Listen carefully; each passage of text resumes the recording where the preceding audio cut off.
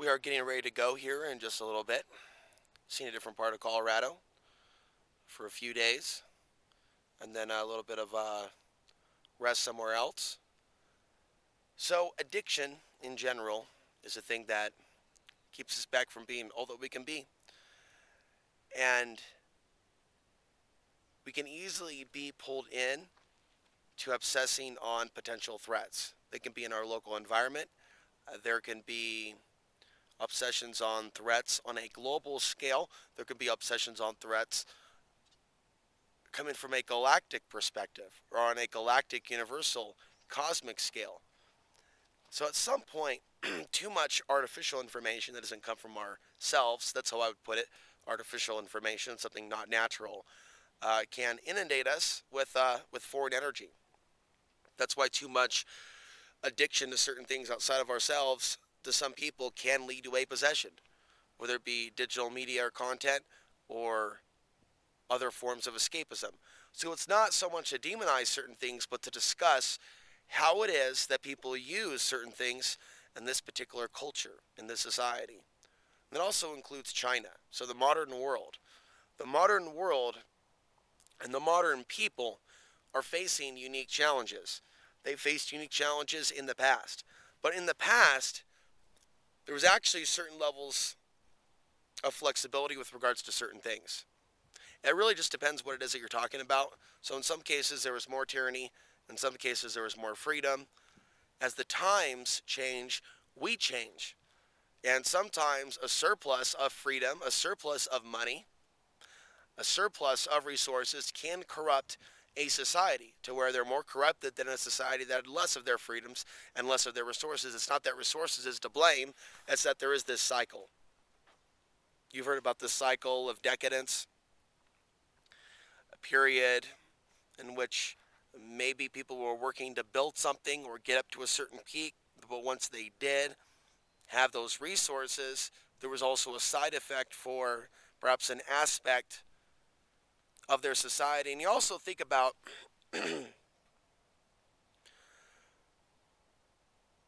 the generation of children that came from parents that had everything given to them. And this is like something that is almost across the board in some circumstances. And so we can see a number of things. We could see a loss of wealth through this cycle.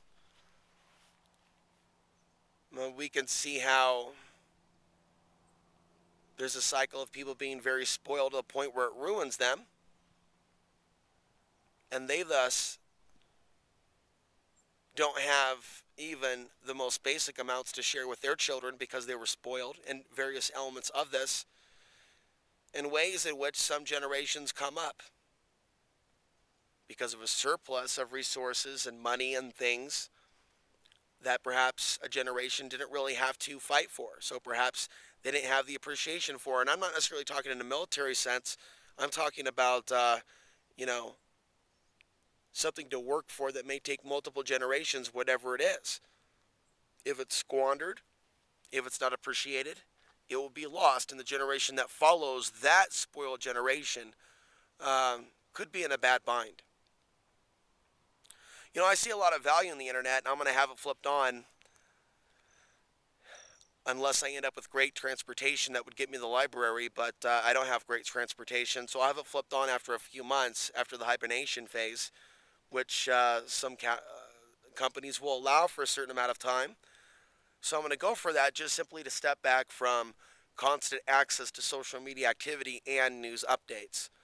There should be certain thoughts, right, that I should be focused on, but consistently focused on to finish that project, to maybe get back into some special reports on this channel where I cover a lot of information about the same topic without letting the mind boing, boing, boing bounce to different topics as the news wire changes, as the world events happen, literally in light speed, reaching us to the far corners of the trees and off the grid so we can obsess on those events that are happening across the nation or across the planet.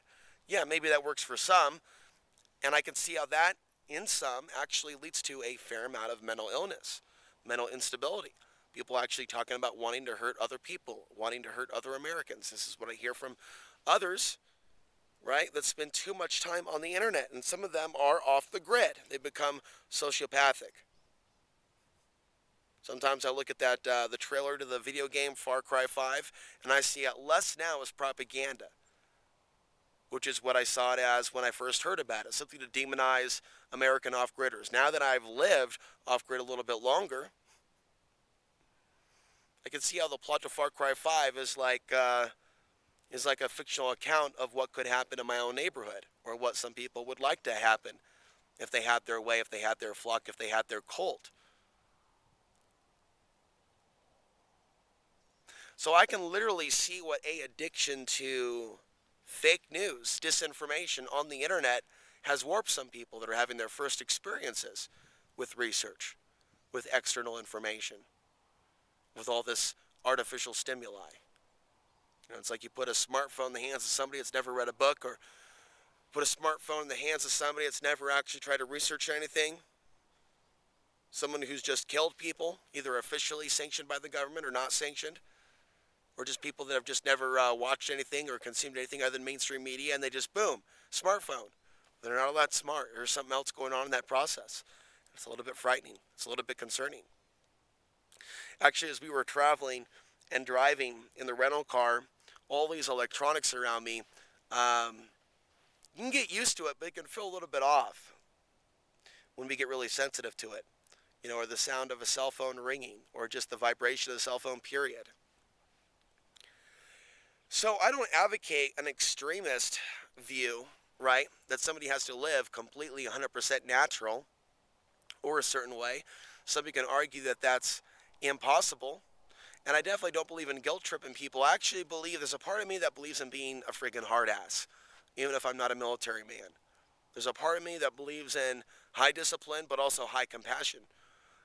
So there is a part of me that has a hard side, but there's also a part of me that almost seems to have the temple inside the heart, or a part of me that knows what it's like to live as a monk for an extended period of time, to be laughed at by society, to be considered strange, to be considered the weird man in the village, the weird man off the grid, the weird man in the hills. This doesn't feel like my first rodeo. And I think some of you don't suspect that it is my first rodeo either. So in this modern age of 2018, we're talking specifically about the internet. We're talking specifically about information on the internet in a day and age to where that is the #1 opiate for the masses. If we were to talk about recovery from drug addiction, if we were to talk about recovery from other things, and I think I'm probably about 6 weeks now, probably one of my longer stretches without consuming nicotine since I've been in this part of Colorado.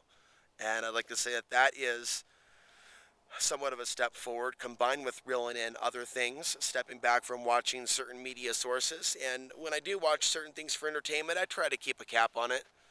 You know, I think it's unrealistic to completely cut out internet entertainment, but put a cap on it. Try to put a cap on it. A few hours at most, a few hours at best.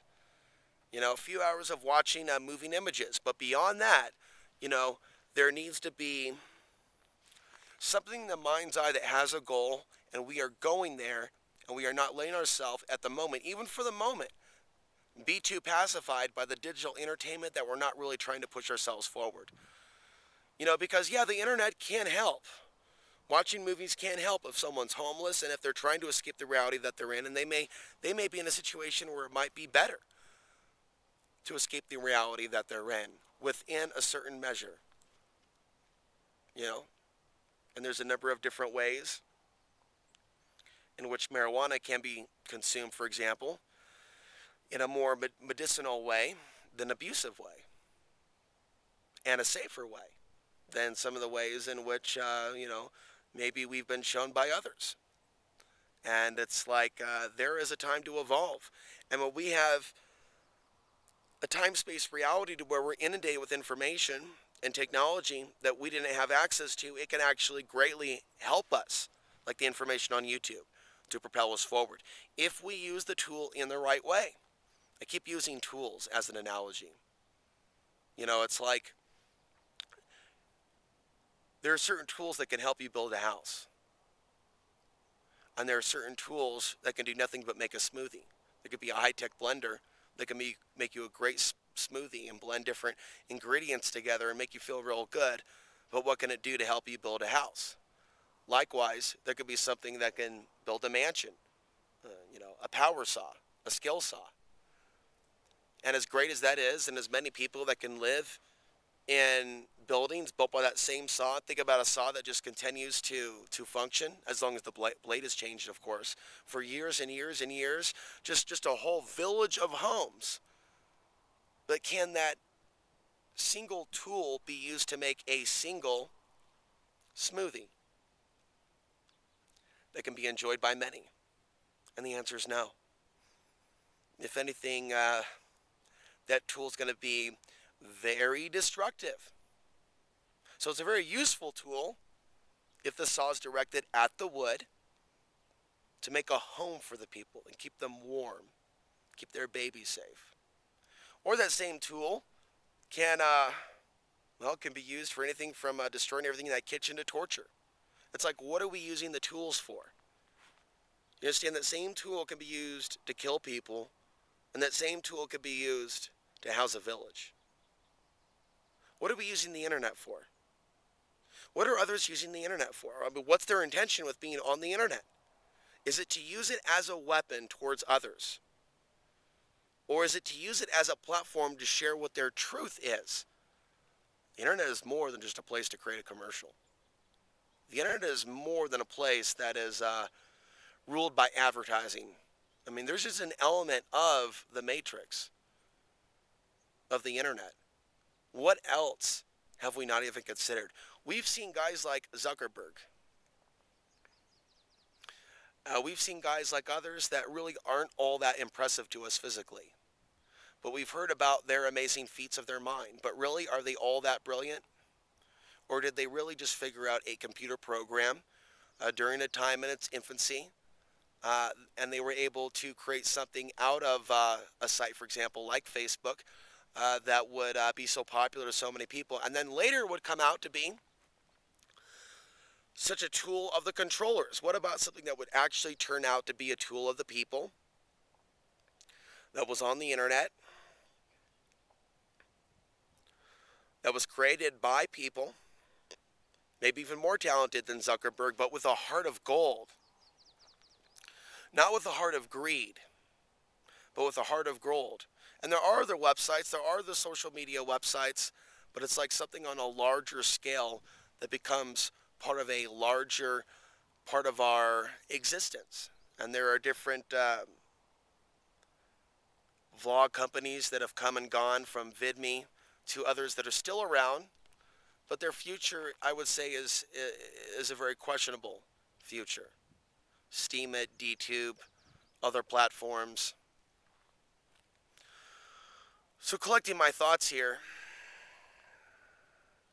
the internet can be a tool, but like I say with those recent examples, it can also be a vacuum for our energy if those are websites that are going to go down or are going to be co-opted.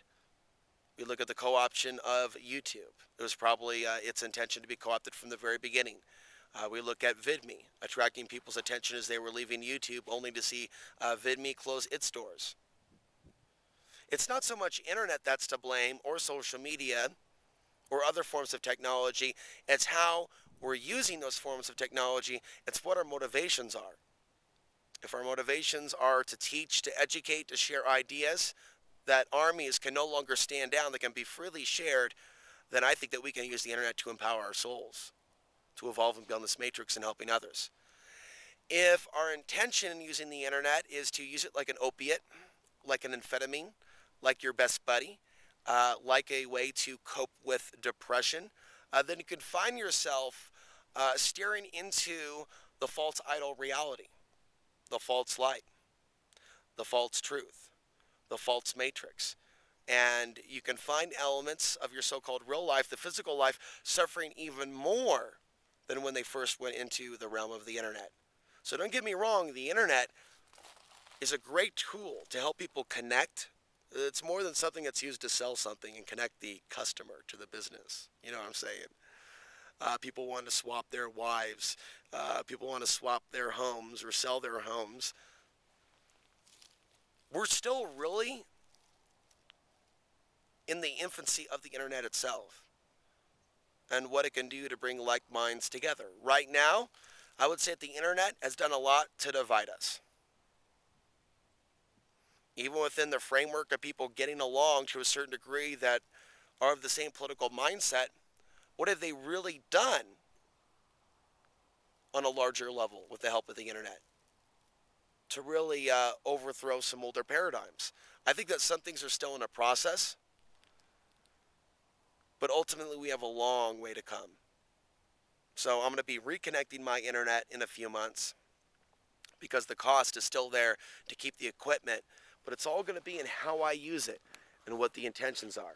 And that's my advice for every one of you that's seeking some form of enlightenment, some form of sanity, some form of clarity, some form of spiritual evolution. The general idea is to escape the matrix, to evolve beyond it, or evolve beyond the current one, to reclaim our freedom, to reclaim our power.